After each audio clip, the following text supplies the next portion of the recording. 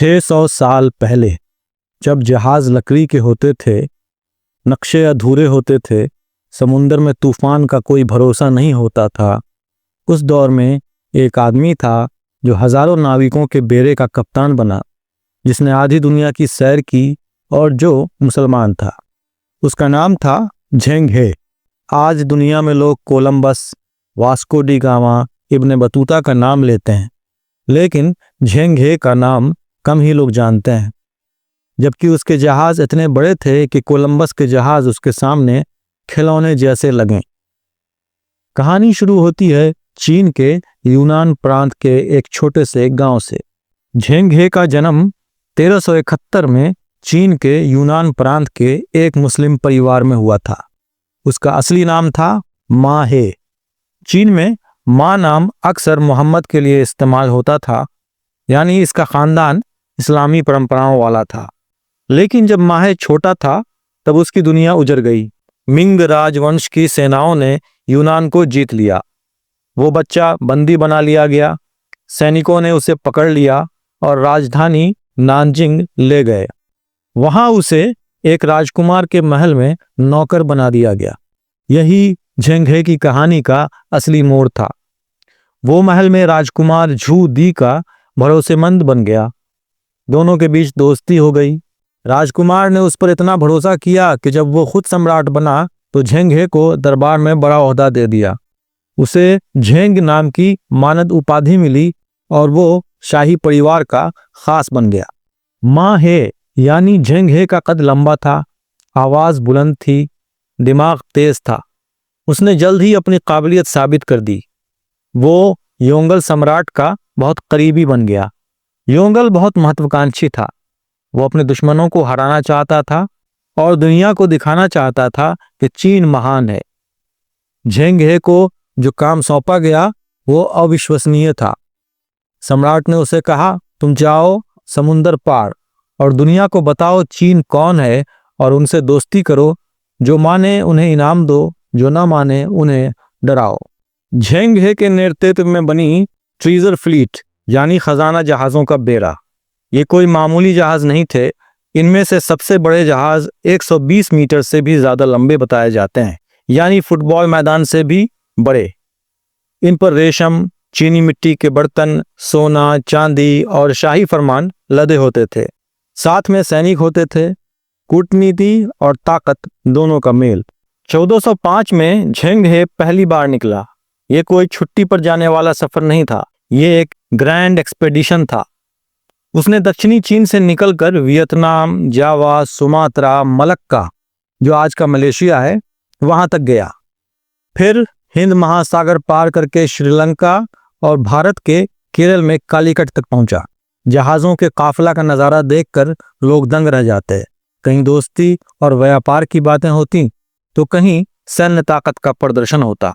कई इलाकों के शासक ने चीन के सम्राट को ट्रिब्यूटरी यानी करदाता के रूप में मान्यता दी। लेकिन जैसा कि होता है, हर जगह फूल नहीं बरसे। श्रीलंका में स्थानीय राजा ने उसकी ताकत को चुनौती दी। झेंग हे हिचकिचाया नहीं। वो सेनापति भी था। उसने श्रीलंका के राजा को हराया, बंदी बनाया और बीजिंग ले गया, जहां सम्राट ने उसे अपनी ताकत का तमाशा दिखाया और फिर छोड़ दिया। कूटनीति में यह दिखावा जरूरी था। चीन ये बताना चाहता था कि वो दोस्ती करना चाहता है, लेकिन उसकी ताकत को हल्के में न लिया जाए। झेंग हे के जहाज सिर्फ चीनी उपहार नहीं ले जाते थे, वे वापस में कई अद्भुत चीजें भी लाते थे। अफ्रीका से जिराफ, शेर, हाथी, अरब देशों से बढ़िया घोड़े और मसाले।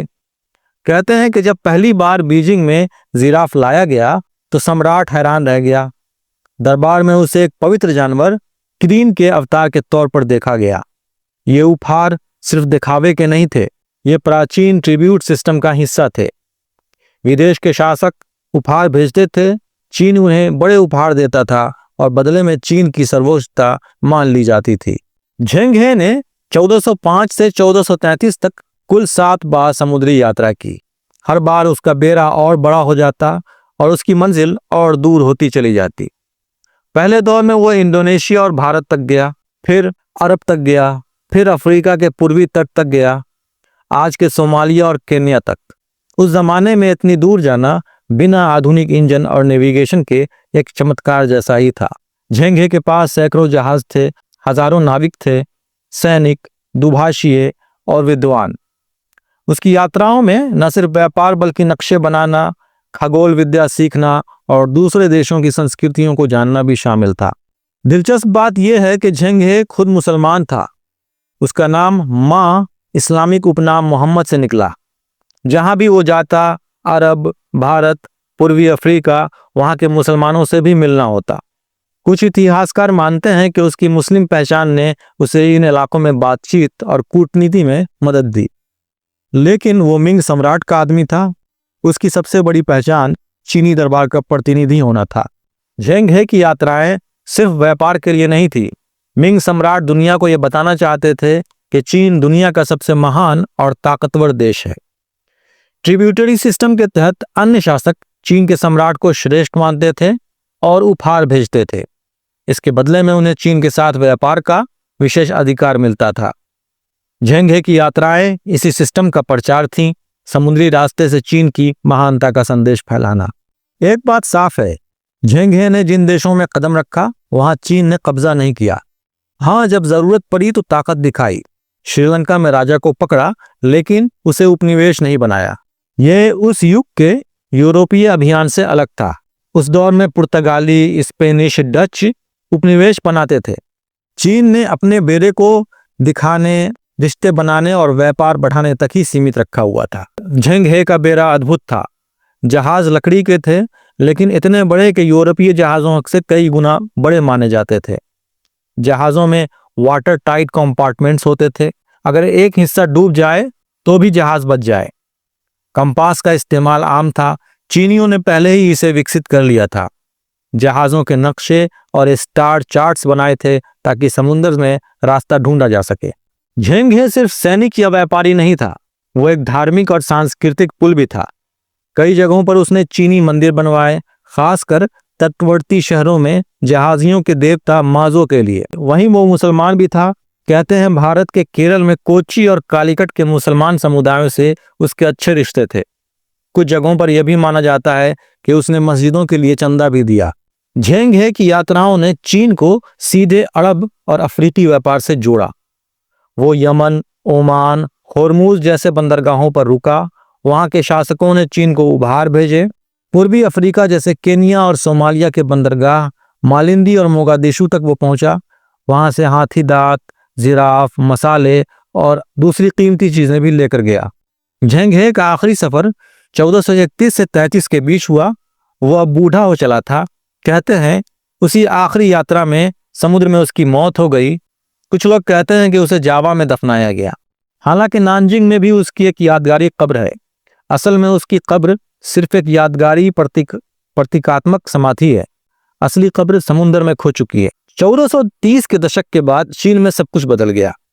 योंगले सम्राट के मरने के बाद उसके उत्तराधिकारियों को ये यात्राएं फजूल लगने लगी। खजाना खर्च होता था, ये उन्हें अच्छा नहीं लगता था। चीन में कन्फ्यूशियस विद्वानों का उभार भी एक वजह थी। एक और वजह थी उत्तरी सीमा पर मंगोल खतरों का बढ़ जाना। फंड उधर चाहिए था, इसलिए शाही आदेश निकला, ट्रीजर फ्लीट बंद किया जाए। बेरे के जहाज तोड़े गए, समुद्री यात्रा पर पाबंदी लग गई। झेंग हे के बाद चीन ने समुद्र से मुंह मोड़ लिया, जिसे इतिहास में मैरीटाइम बैन कहते हैं। लेकिन उसकी यादें बची मंदिरों में, कहानियों में, पुराने नक्शों में। Malacca, Indonesia, Sri Lanka, Bharat, Africa, सब जगह उसकी यात्राओं के निशान बिखरे हुए हैं। आज भी चीन उसे अपनी मैरीटाइम सिल्क रोड की प्रेरणा मानता है। 21वीं सदी की बेल्ट एंड रोड योजना में भी चीन झेंग हे का नाम प्रमुखता से लेता है, ये बताने के लिए कि उसका इरादा व्यापार और दोस्ती का था, उपनिवेश बसाने का नहीं। कुछ लोग झेंग हे को महान डिप्लोमेट और एक्सप्लोरर कहते हैं, जिसने पूरब और पश्चिम को जोड़ा।